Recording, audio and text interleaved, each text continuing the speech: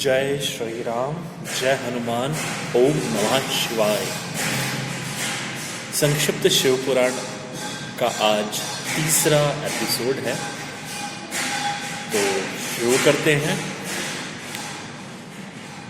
चंचुला की प्रार्थना से ब्राह्मण का उसे पूरा शिव पुराण सुनाना और समय अनुसार शरीर छोड़कर शिवलोक में जा चंचुलिका का पार्वती जी की सखी एवं सुखी होना।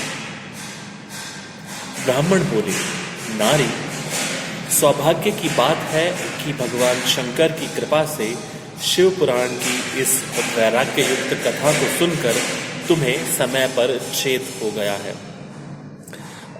ब्राह्मण पत्नी, तुम डरो मत, भगवान शिव की शरण में जाओ।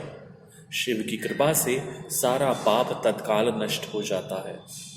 मैं तुमसे भगवान शिव की कीर्ति कथा से युक्त उस परम वस्तु का वर्णन करूंगा जिससे तुम्हें सदा सुख देने वाली उत्तम गति प्राप्त होगी।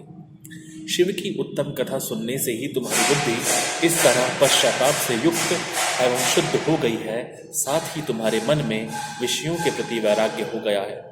पश्चाताप ही पाप करने वाले पापियों के लिए सबसे बड़ा प्रायश्चित है। सत्पुरुषों ने सबके लिए पश्चाताप को ही समस्त पापों का शोधक बताया है। पश्चाताप से ही पापों की शुद्धि होती है। जो पश्चाताप करता है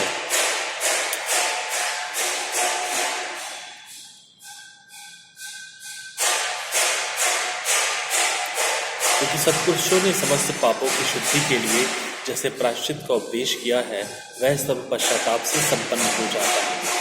जो पुरुष विधि पूर्वक प्रायश्चित करके निर्भय हो जाता है पर अपने कुकर्म के लिए पश्चाताप नहीं करता, उसे प्रायः उत्तम गति नहीं प्राप्त होती। परंतु जिसे अपने कुकृत्य पर हार्दिक पश्चाताप होता है, वह अवश्य उत्तम गति का भागी होता है, इसमें संशय नहीं। इस शिव पुराण की कथा सुनने से जैसे चित्त शुद्धि होती है, वैसी दूसरे उपायों से नहीं होती। जैसे दर्पण साफ करने पर निर्मल हो जाता है, उसी प्रकार इस शिव पुराण की कथा से चित्त अत्यंत शुद्ध हो जाता है, इसमें संशय नहीं है। मनुष्यों के शुद्ध चित्त में जगदम्बा पार्वती सहित भगवान शिव विराजमान रहते हैं। इससे वह विशुद्धात्मा पुरुष श्री सांब सदाशिव के पद को प्राप्त होता है।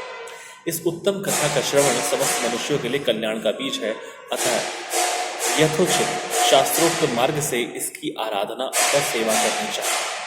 यह भाव बंधन रूपी रोग का नाश करने वाली है। भगवान शिव की कथा को सुनकर फिर अपने हृदय में उसका मनन एवं निधिध्यासन करना चाहिए। इससे पूर्णतया चित्त शुद्धि हो जाती है। चित्त शुद्धि होने से महेश्वर की भक्ति अपने दोनों पुत्र ज्ञान और वैराग्य के साथ निश्चय ही प्रकट होती है। तत्पश्चात महेश्वर के अनुग्रह से दिव्य मुक्ति प्राप्त होती है, इसमें संशय नहीं। जो मुक्ति से वंचित है उसे पशु समझना चाहिए, क्योंकि उसका चित्त माया के बंधन में आसक्त है। वह निश्चय ही संसार बंधन से मुक्त नहीं हो पाता। ब्राह्मण पत्नी, इसलिए तुम विषयों से मन को हटा लो और भक्ति भाव से भगवान शंकर की इस परम पावन कथा को सुनो।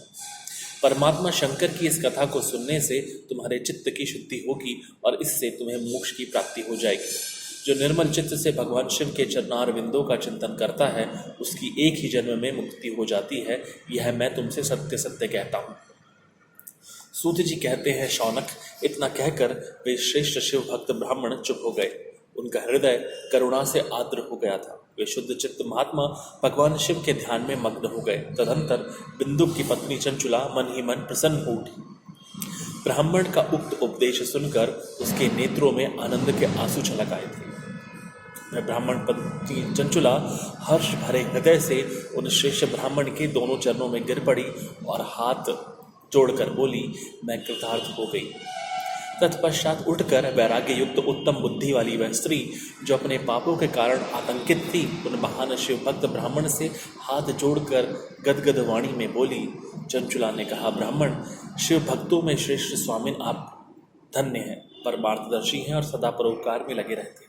इसलिए श्रेष्ठ साधु पुरुषों में प्रशंसा के योग्य हैं। साधु, मैं नरक के समुद्र में गिर रही हूँ, आप मेरा उद्धार कीजिए।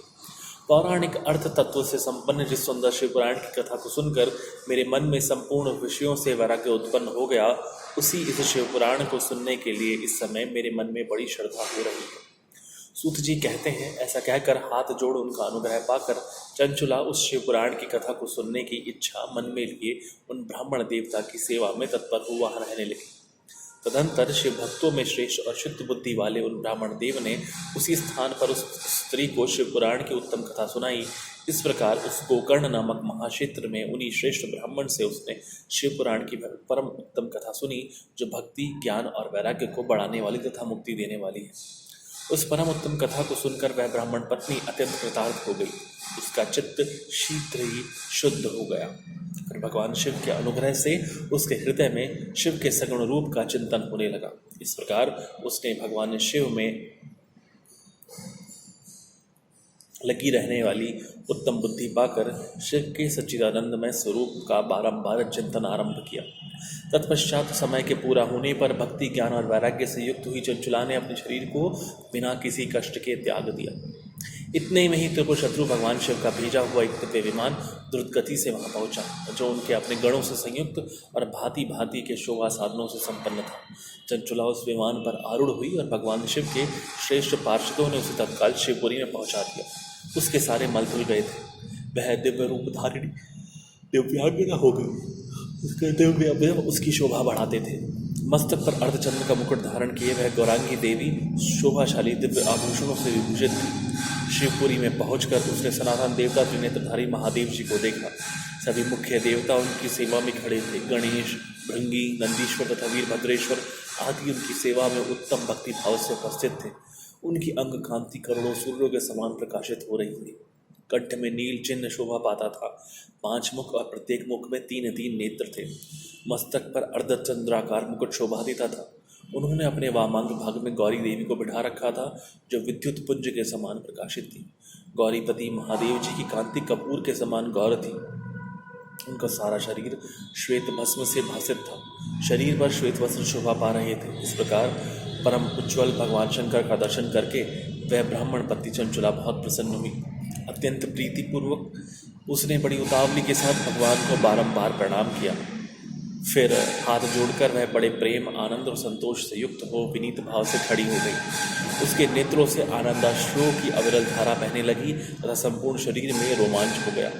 उस समय भगवती पार्वती और भगवान शंकर ने उसे बड़ी करुणा के साथ अपने पास बुलाया और सौम्य दृष्टि से उसकी ओर देखा।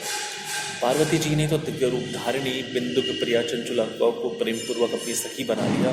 वह उस परमानंद घन ज्योति स्वरूप सनातन धाम में अविचल निवास पाकर दिव्य सौख्य से संपन्न हो अक्षय सुख का अनुभव करने लगी। धन्यवाद। जय श्री राम, जय हनुमान। ओम नमः शिवाय। हर हर महादेव। संगौरा पार्वती।